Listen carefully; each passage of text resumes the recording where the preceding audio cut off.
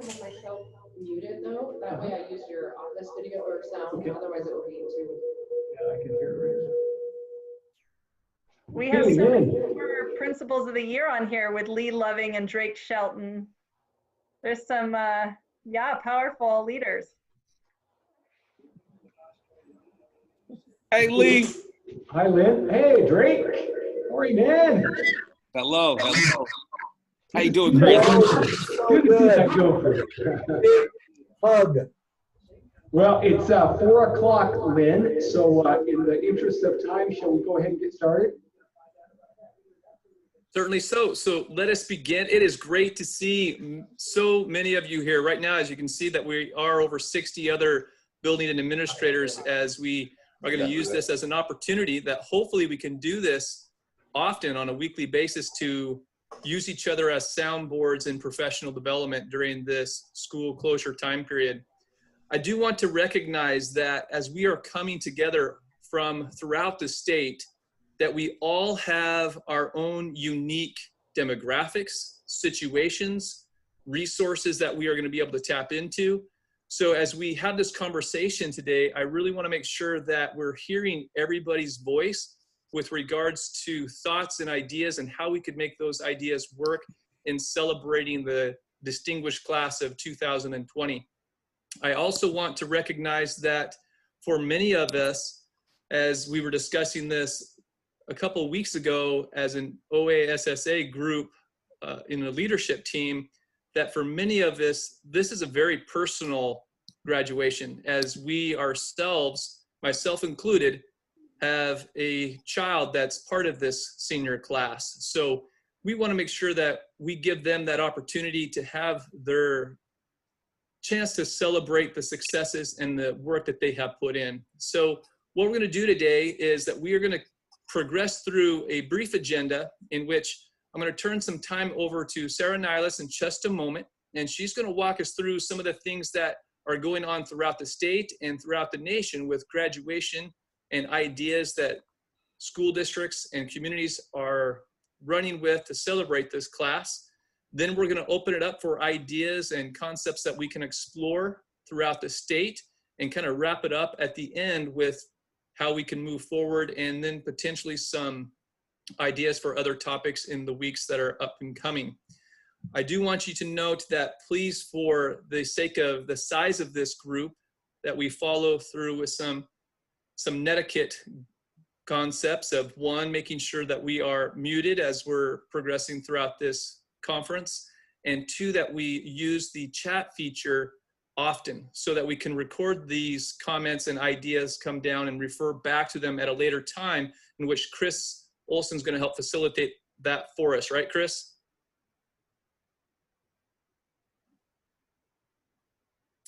Okay, so having said that, again, welcome to this forum, and I'm going to turn some time over to Sarah Niles with Student Council, and she's going to guide us through with OASC topics and throughout the nation. Sarah.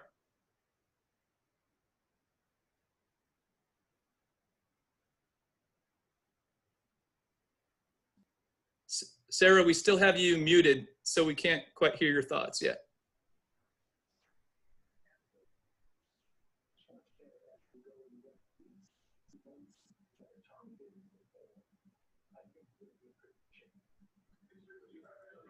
Sarah, we can't hear you yet. You're still muted.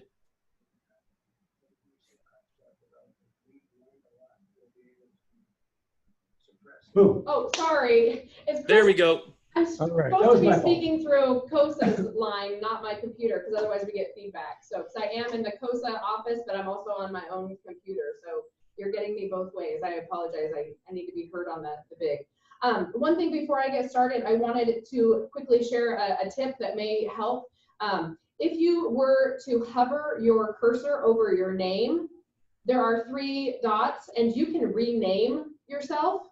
If you were to put, for example, 1A in front of your name, or 3A or 6A, just like if you see my name says OASC Sarah Niles, then that would help in the conversations when somebody speaks to help know where they're coming from, maybe the size of their school or their demographics. You could even put your region, but if you were to, again, rename yourself with that.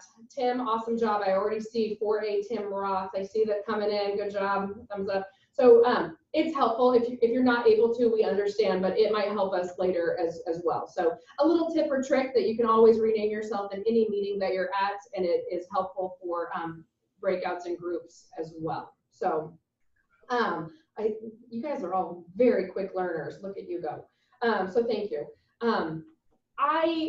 Thank you for having me today. I have been working on this topic with our student leaders and our activities advisors and state directors and principals from across the nation for about 3 weeks now. I see even a few familiar administrator faces that have been on the OASC Zoom calls. We had a Zoom call on graduation a few weeks ago.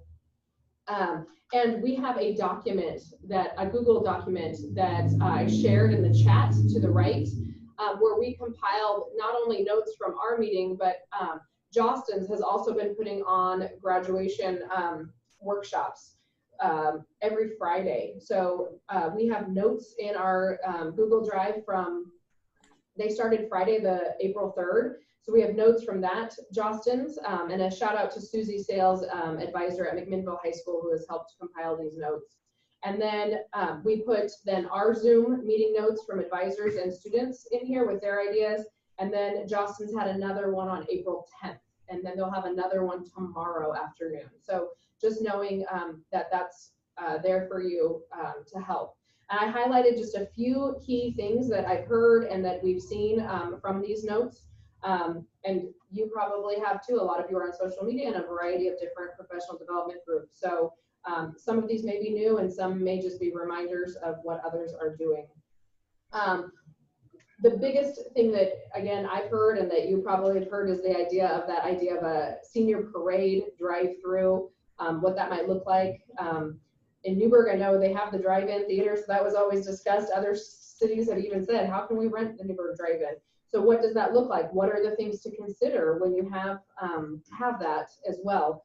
And then McMinnville, actually, they started that conversation and reached out to their police department to start that conversation. What would that look like? What would that entail? So thoughts like that of reaching out to your city council and your police department. And are we allowed to have one? Because oftentimes you have to have a parade permit. What would that look like?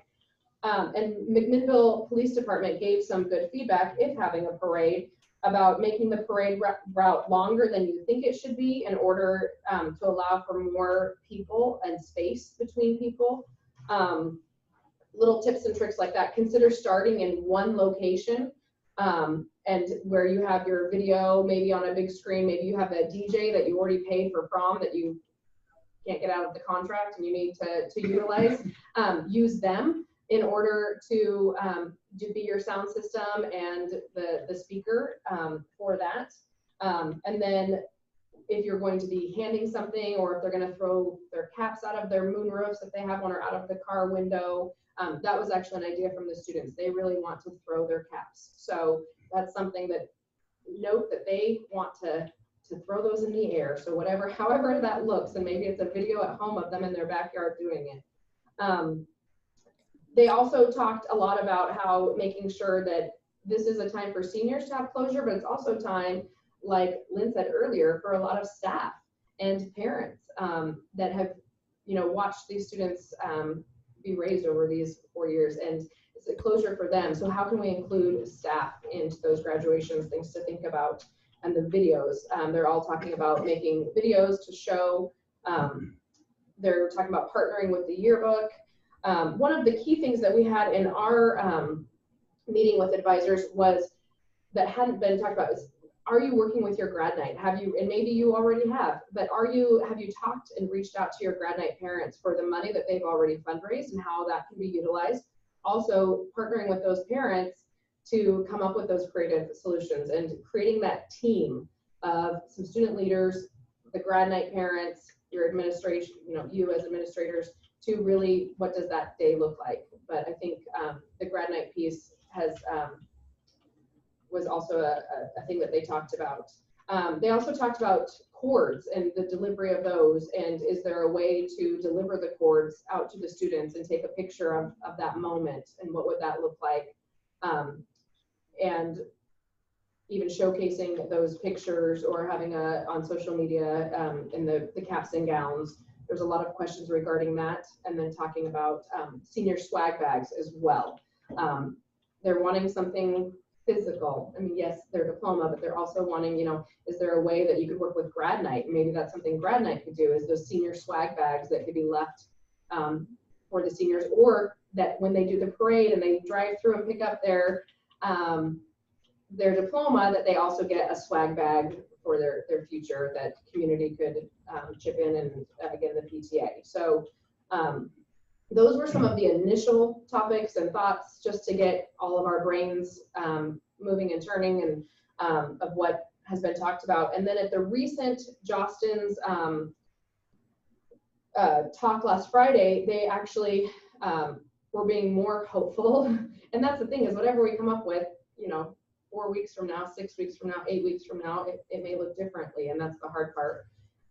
But maybe in some states, and maybe in some of our communities, depending on your size, you can still do something that is still socially distanced.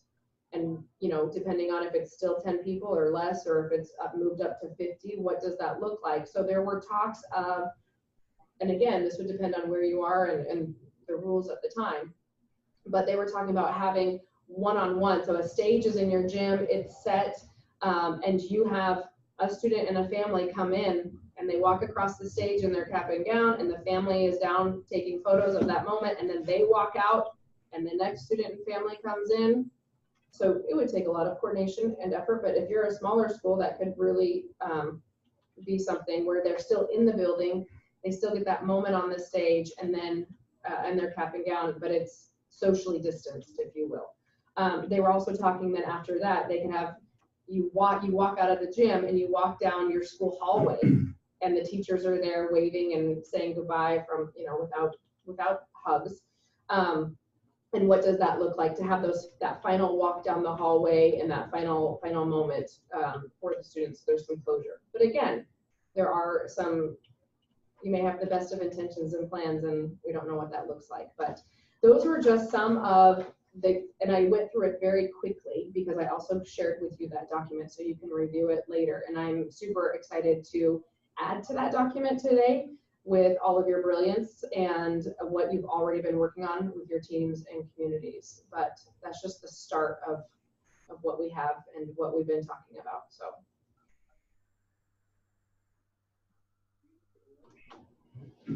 Excellent, thank you. So as we go through this may be difficult, as we do have a lot of comments being posted in the chat, but one of the questions that was posed was, how many of us are planning to postpone the actual ceremony for a date later in the summer? If we could have, do we have anybody doing that at this time? Portland Public Schools is, we have our graduations at the Memorial Coliseum, and we've been working with the Memorial Coliseum to say that the June 7th, for example, as our school isn't going to work.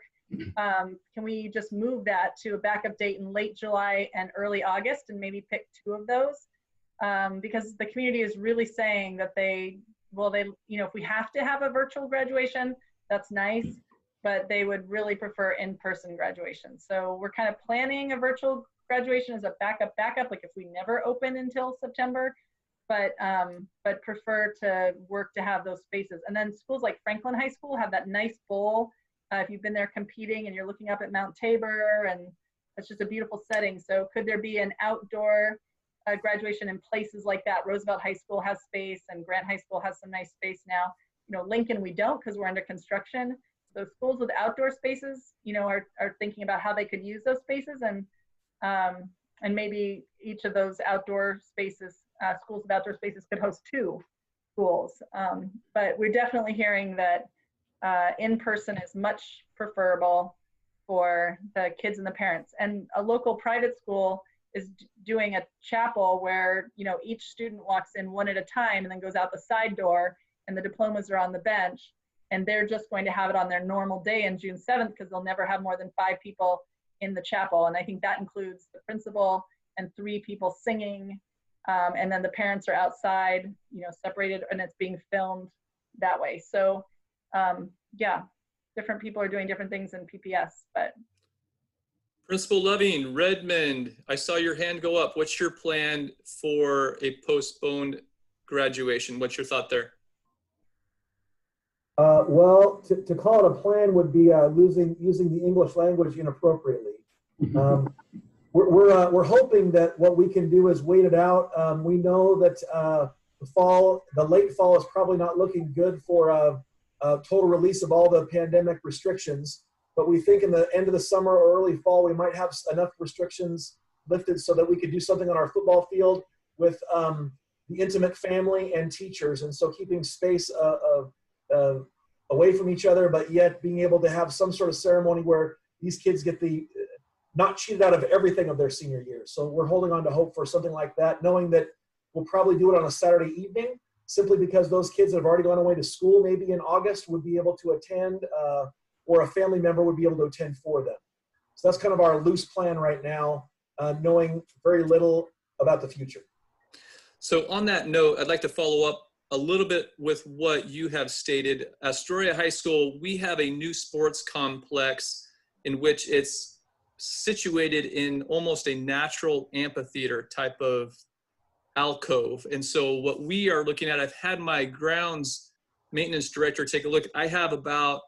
We're a 4A school, graduating class of about 130, 140 students. We're looking at having, in that natural amphitheater, I have about 130 to 140 in line of sight to the main stadium and stage area parking spots, in which we're going to run it much like this concept of the drive-in movie theater, where I'm going to live stream it. I'm going to put it on a radio broadcast as well as over the PA, and then have each family gets one car that they can come in, and it's going to be a long procession per se, but when the student's name is called, the student can come out of the car and then walk to the stomper, which sits in the middle of that football field, and maybe a board member, or I'm not sure exactly what those restrictions will be at this time. Looks like we'll be able to have a diploma there. That's basically what we're looking at in that type of style, hoping for that June 6th date, as concerned about a lot of our students leaving either into the military service or exiting into universities where they're going off in quite distant areas of the country. Other ideas that have come up, smaller schools. We haven't heard from any schools 1A to 3A yet.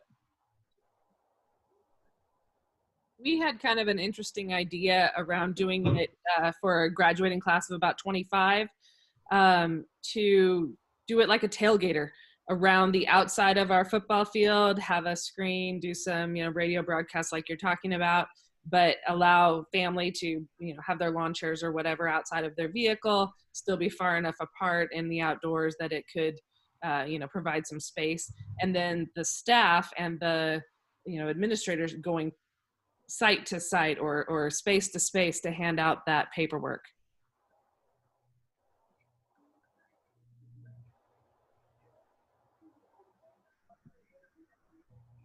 Hey, Lynn, this is Graydon at Rainier. We had a Yes. meeting today where we talked about a proposal where we would have a kind of a drive-in area for our parents. We have kind of a tiered parking lot, student parking lot. So it works well for that type of approach, with a big screen up on a little hill in front of that, where we could stream what we would be doing with students. We would allow 2 parents in, similar to what you talked about in cars, 2 different cars for families, up to about 150 cars sitting in that parking lot with the social distancing incorporated in that. We would be utilizing some of our classrooms to house our students in groups of 7 with a teacher in there. It would also be streamed to the classroom so that they could view what was going on. we would have a school board member, superintendent, and probably principal in another location. Those individual groups would come to us and they would receive their diploma, turn their tassel at that point. So all of that would be videotaped and screened so parents could see that. We talked about doing a YouTube approach as well, so it could be viewed by family members who couldn't be present. That tends to also lock in maybe an opportunity to go back and view it again over and over in a YouTube format. So we're kind of checking those elements all out at this point. We talked about concluding with a parade, which was mentioned earlier, through town. And haven't talked to the city yet, but maybe a little fireworks display while they're down there. Hey, I did Ben, see. Lynn, if I could ask one question for you and Maya Lise and Peyton. Given a few of the comments about the governor, it may be helpful for OASSA leadership to craft a letter that could at least go to the governor and her staff to begin asking the question, what are the current prohibitions and what are the possible allowances moving forward, and start a dialogue rather than wait to the last minute and as Christina just pointed out, have a great idea and then get shut down, as opposed to saying, what are the current prohibitions and how can we start working around those plans to put something together? I agree. Lynn and Peyton, if you want, I can start drafting something up based on this comment thread and email it to both of you. We can see if we get everything. I see lots of thoughts even too on just kind of the rules of essential businesses not fitting the criteria for moving to a drive-in and things. So yeah, great idea, Chris. And if you guys are good with that, I can get it started.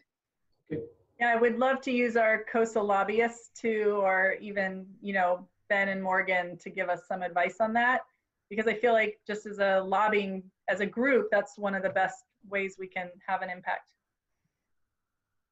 Thank you for those comments. I really do appreciate Chris taking the step doing that. I think many of us are willing to be very creative in how we can reach out to those families, but at the same time, if we can present a unified front on this, on still maintaining the expectations of health and safety for not only staff, but also families and the graduates, if we can make that effort unified to the governor's office, I think that has some leverage. I appreciate tapping into our lobbying group as well. With that, I know that Morgan has an ear there, so that would be great. Be happy to. That sounds great. I did see a comment that Katie St. Helens, you were doing a virtual with this concept of bringing students back. There have been a lot of comments and concerns expressed by postponing it and missing some of those seniors who have already left the area upon receiving the transcript of graduation. Talk to us a little bit about your thought about the virtual and then a follow-up, maybe reunion later on during winter break or even later. Yeah, so I got together with our graduation team yesterday and our activities director, and we started spitballing a bunch of these different ideas and thinking of different ways to honor our students. We do have a lot that tend to leave for the military right after graduation. So if we were to postpone it further on, then it's likely that they would not be able to participate. If we waited a year, kind of a 1-year reunion, then it may be possible that they could take leave or they would be finished with their training. Or if they went off to college, then they might be back by that point. So we might be able to pull more of those students to participate in a 1-year reunion and have a special event for them that also backs up to our class of 2021. So we don't have additional costs of running a graduation. So we'd already have the stage, we'd already have, we run it on our football field. So we have to order a stage every year, order a sound system, order the covers, order the chairs. So it would help reduce some of the costs as well. So our student leadership is pushing that out to our students and our families and asking what that interest is. So that's kind of where we're at. The virtual piece, we've got a whole lot of different senior events that we have scheduled. We are actually going to be doing a blood drive in our parking lot. So we're going to have a special cap and gown blood drive for essential businesses in our town. If you show up wearing your cap and gown, you get a free burger or a free drink or something like that. We're also looking at getting individual students' pictures up for class of 2020 and putting them up on street signs. So as you drive through the town, you see the individual students' names up there. We've also looked at yard signs. So for those students that don't want their picture, we would have a generic St. Helens yard sign that they could put up. But if they want one that's more personalized, it can be their senior picture. And those we got an estimate that those are running about $15 a piece in order to print those up. So, you know, if you compare the cancellation of all of these other costs, it probably runs out to be about the same as we would have paid otherwise. We're also planning to do all of our academic senior awards celebration, our prom court, senior assembly. All of that is going to be live streamed on YouTube. So we've got a crew of our yearbook advisor and students, our tech crew, that are going to be pulling different pictures and videos and compiling a live event. So we'll all be able to kind of stream and do that. And then we also have a cruise that is scheduled that we're working with our mayor to make sure that we've got cars decorated, caps and gowns, loading up the car with your family, having a parade route through town. So we're trying to think of as many different ways that we can honor them now, because we don't want to postpone it hoping that something will happen, and then we get into a situation where we're, you know, now we can't celebrate a whole group of students because they've moved on. So we want to make sure we're honoring those events now, and then plan something in addition if they would like to come back. Thank you. 2 comments. Sarah, if you would be so kind as to share those resources in your chat feed that you were saying about the pictures of yard signs, that would be greatly appreciated and what that could entail. I'm also interested in tying into the structures that have been put in place and the concept of a parade. During this chat, I've had 2 phone calls from our chief of police. And so I'm trying to place myself in contact with him to explore ways by which we could make this happen, police escorts, emergency responders, etc. I do know that I have a couple law enforcement officers whose children are seniors, so that may be a nice leveraging point. But I'm interested of those in this group who have already had contact with either the mayor, the city manager, chief of police, etc., and what they have heard from them at this point. Anybody that is in that situation?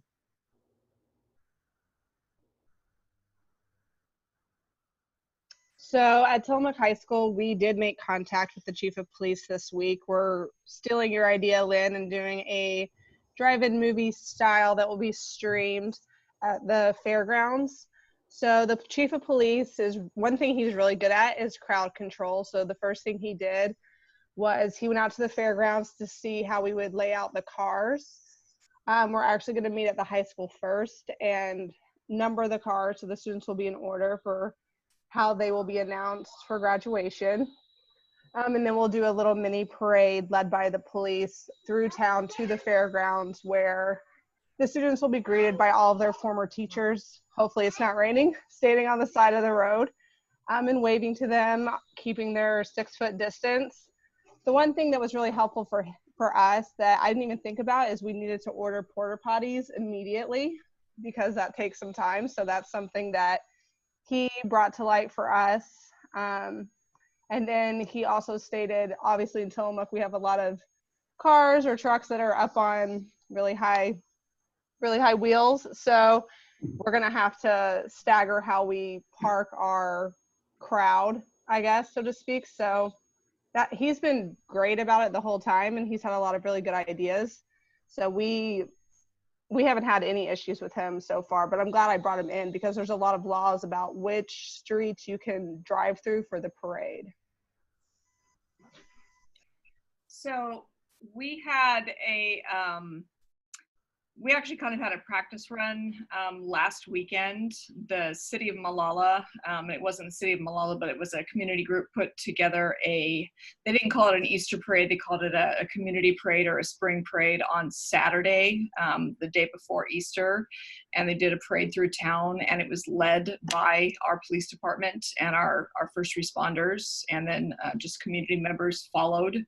And they actually met at the high school to gather, and then they moved through quite a few streets of town and decorated cars and just went through town just to kind of cheer everyone up. So yeah, I consider it kind of a practice run.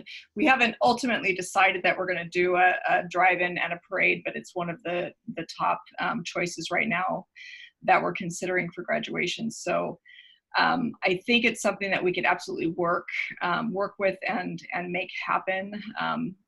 What we're considering right now for Malala is sort of the drive-in model where we meet at the high school, where we live stream some sort of ceremony that everyone can watch in their car.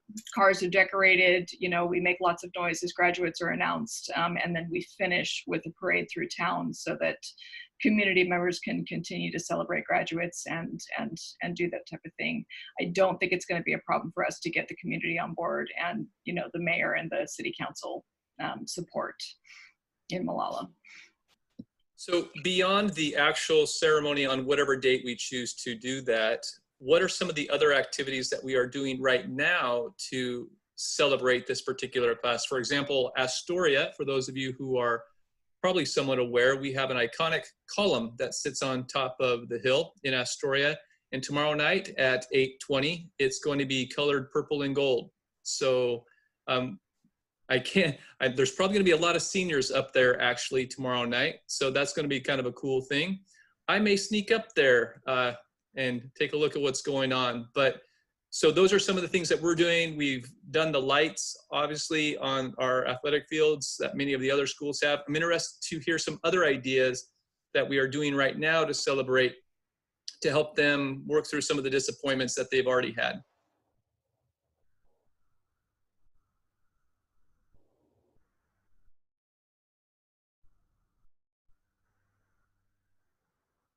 Hey Lynn, this is Brett Baxter over in LeGrand. I can share a couple of things that we've been doing. We've got the stadium lights going as other area schools do in our valley as well. We're working to plant the yard signs everywhere. We've got a display that went up today in our media center. So the big windows on the frontage of the school that have every name of every graduate or every senior cut out in vinyl, stuck on the inside.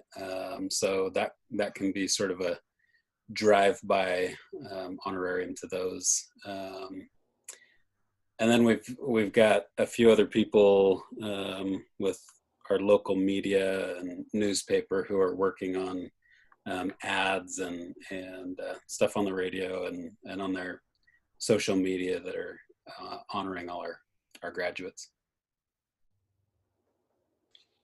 So this is Kimmy Carroll from Canby High School. Our leadership teacher is putting on a virtual assembly this Friday. Admin we gave a message all in. We were on something like this, and we gave a message. Actually, no, it's not an assembly. We're doing an assembly, but also a virtual talent show. Kids are filming their talents. We have everything from a kid who can do a Rubik's Cube and solve it in one hand in under a minute to kids that are singing, etc. We're also doing the Friday lights thing, and that went really well. All the kids stayed in their cars. This one kid said, "Hey, Kimmy, what if I do a burnout?" And I almost said, "Well, then you'll get in trouble." But then I went, yeah, I guess he's not. I said, "Well, I'll be very angry." And he goes, "I won't do it." So, and then our leadership teacher really is doing a lot with our kids. Our kids are coming up with lots of ideas. So it's been good. I'm going to post, Gresham High School did a virtual assembly probably 3 weeks ago now. They've already, I think they're on their third already. And I'll post a link to that in the chat for you to see. I'm sure they'd want you to see their second and third versus their first, but shout out to them. And then yes, Camby, I saw the Twitter post for your talent show and very excited for that. One of our media teachers, sorry. One of our media teachers is creating videos and he's working in addition to the kids, and they get little snippets from the teachers or from parents, and he's been creating videos about one a week to send out. All those end up being YouTube videos, but he sends them out to the kids so they can see that we're still connected. And they really enjoyed those. And then our theater teacher, she's also trying to create a talent show with the kids, and she's already got a lot interested. So those are really good ideas. I like hearing that other people are doing those too. Sorry if you can hear me. I think I have a bad connection anyway, but our media teacher is creating videos, and he's having the kids from his digital media classes do that. He gives them all the things they created. He edits it, and some of them they posted on YouTube, but they've been doing about one a week of those different things. The teachers, I don't know, he makes people cry. They're really pretty amazing videos that he creates. And then our theater teacher is also trying to create a virtual talent show. And I think that's pretty cool that I'm hearing other people are doing that too. Kids really love that stuff. Lynn Lee here from Ridgeview. It's neat to hear all the great things that we're doing for our seniors and our kids. A couple things that we've done, I've seen some other schools do this, and I think probably we stole it from somebody else, is we wrote out some phrases of love to our students, but also some cheers. And then we assigned a word to each staff member, and then put a collage together of that staff member holding up that sign, and then sent it out to our students. And that was really well received. We also, I'm sure most of you have done this, but we just got done today of 4 days of personal phone calls to seniors and their families, of seeing how they're doing, checking in and talking about their path to graduation. And what I thought was going to be 5-minute phone calls have ended up being 15 or 20-minute phone calls, which was really, I think, good for my soul as well as theirs. And those have been really productive. And then we've done the piece where we've taken the senior picture, asked each senior for their quote, and then we put that on our social media page, and focused on 2 or 3 seniors a day in very separate posts, hours apart. And those things seem to be pretty well received by our crowd. And that is why Lee Loving is the Principal of the Year, Ridgeview High School, State of Oregon. Thank you for sharing that great work. Somebody asked in the comments, Krista Schmieder from Corvallis, somebody asked in the comments about Live Clue, and I just wanted to share that it's not necessarily for seniors, so I don't know if it's applicable, but the leadership class came up with some clues, just like the board game, and those were distributed to staff. And next week, the staff have posted Zoom meetings of when they'll be available to distribute clues, so students can go to the different virtual rooms and ask for clues and compile a list of suspects and motives and all of those things, and then they can guess on a Google form who they think stole our rock. And then I think what we're going to do is pull a name out of the hat for all the correct answers and send them a delivery pizza to their house, or give them a gift card if they're not comfortable receiving a pizza. So the students are super stoked about that. And it also gives the teachers something to look forward to that isn't, you know, meh. So.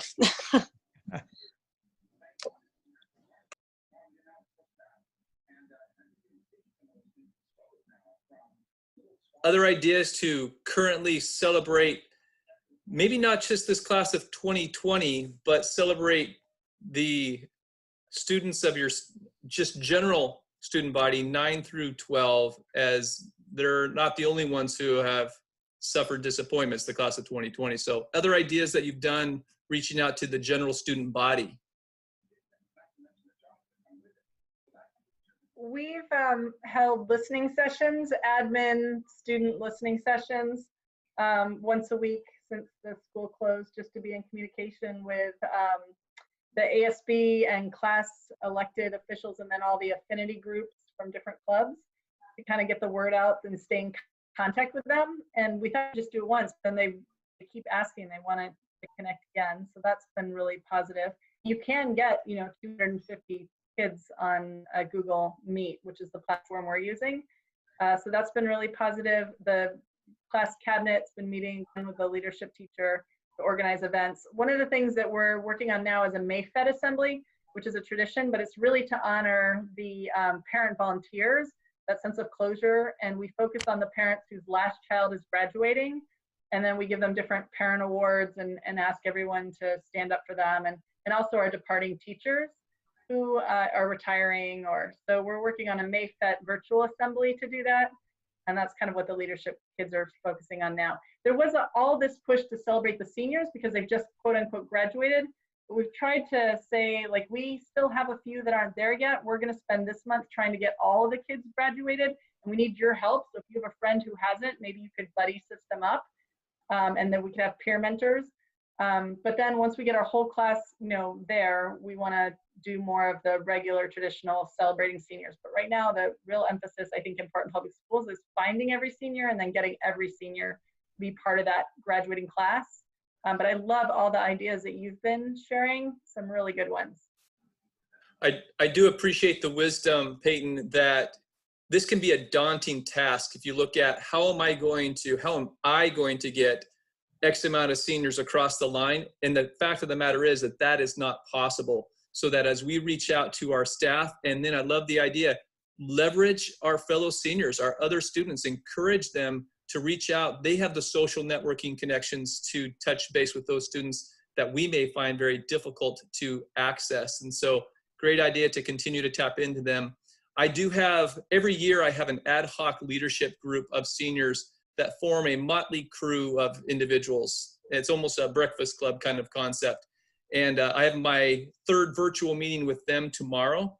And I have one of those students is homeless, now out of state, Title 10, McKinney-Vento, and she accepted the invite this afternoon to that virtual. So if you can have those types of interactions, not that I've got this completely dialed in, but it was the email that I sent out later that said, please reach out to this particular student if you have any social networking, because we hadn't had a lot of success in connecting with them at that point. So that social networking, using those peers, great idea. Thank you. And if anybody has ideas on how to leverage that while still maintaining that professional boundary, I really appreciate sharing out on the chat feed.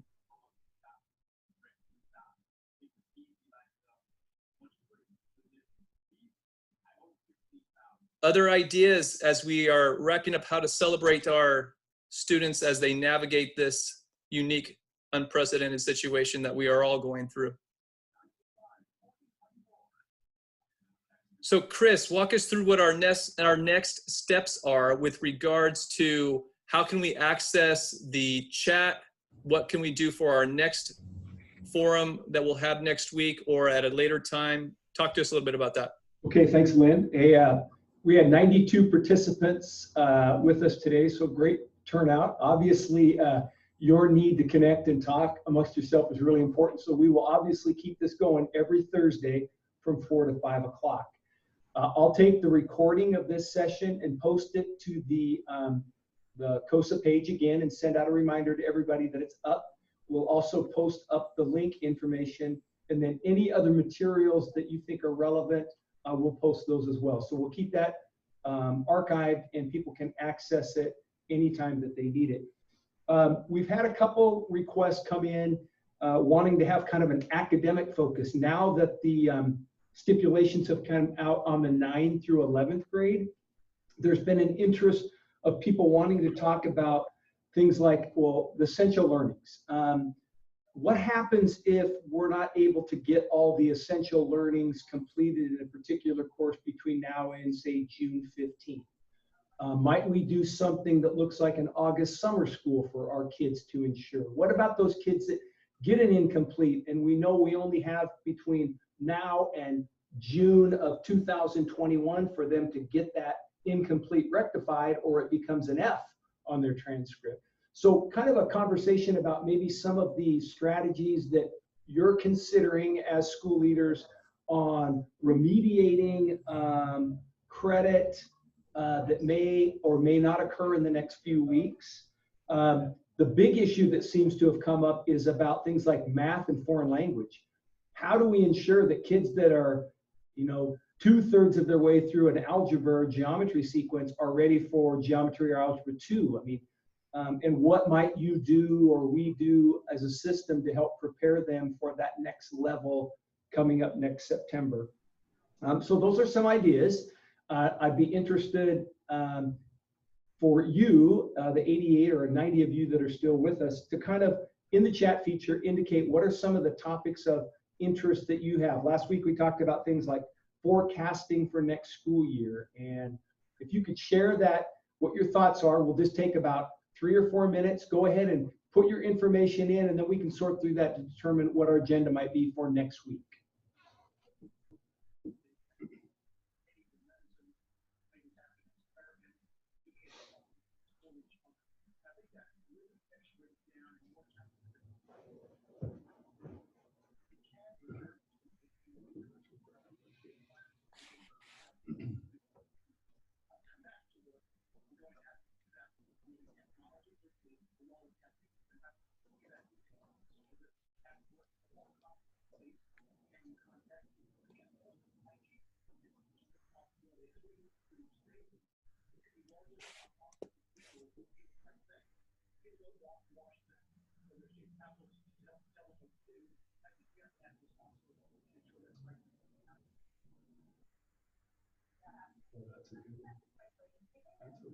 Scholarship one? No, the one about the transition between 8th grade and 9th grade. Oh, I just actually, I just had a session on that with Wisconsin right before this. So there's high schools have some great stuff that they're doing for like the club, showcasing their clubs on videos to the 8th graders. And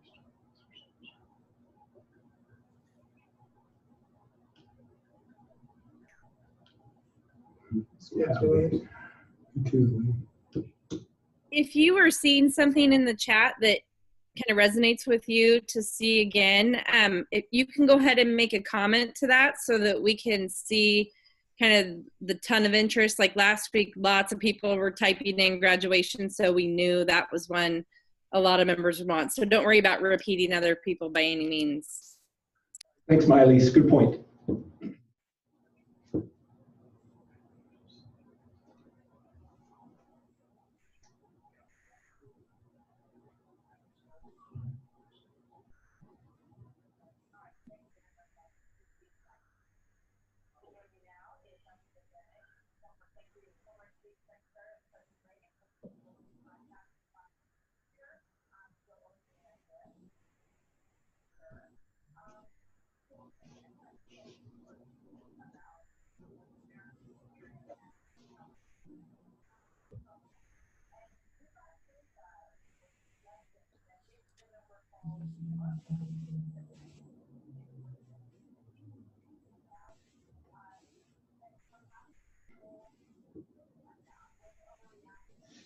Chris, what is evidence of essential learning?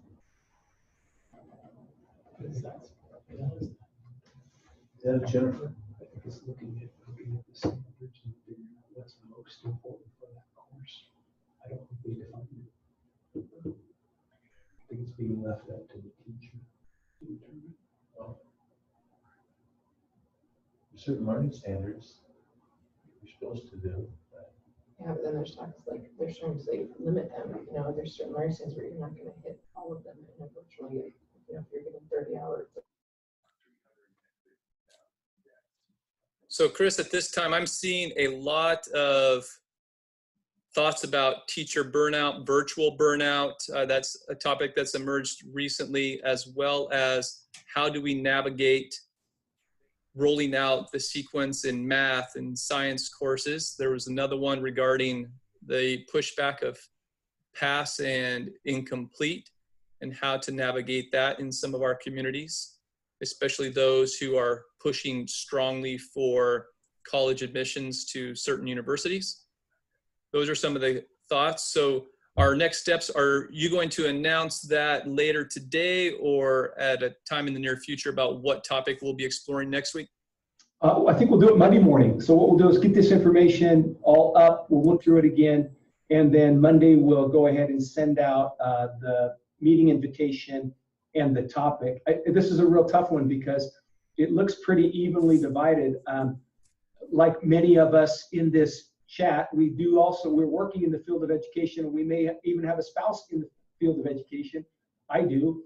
And I know that my concern for my own wife is just around just the emotional aspect of the work that they're being asked to do. So part of it would be interesting to hearing from you about how are you supporting your teachers emotionally right now, so that they're doing their best work for kids and doing what we hope and want. So there's that aspect, but there's also this issue about getting kids prepared for next year. The incompletes, the math, the foreign language, the science. Those are all really critical issues, and maybe a week from now, we'll all be in a better position to kind of start addressing those. So it's probably going to be somewhere, either one of those topics, or we might include both of them in next week's meeting.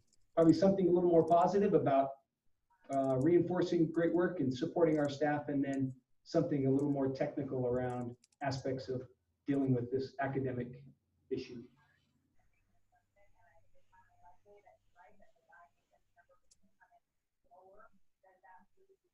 Very good. Well, thanks for the opportunity to look out, if nothing else, to collaborate with some of our colleagues throughout the state. It really has been something for me to not only see your ideas in the chat feed, but also just to see your faces. And while the high school principalship can feel lonely at times, obviously, as you saw today, we were one of 95 that were just here today. That makes us a pretty strong unified front moving forward. So thank you for your attendance, and we look forward to doing this again next week.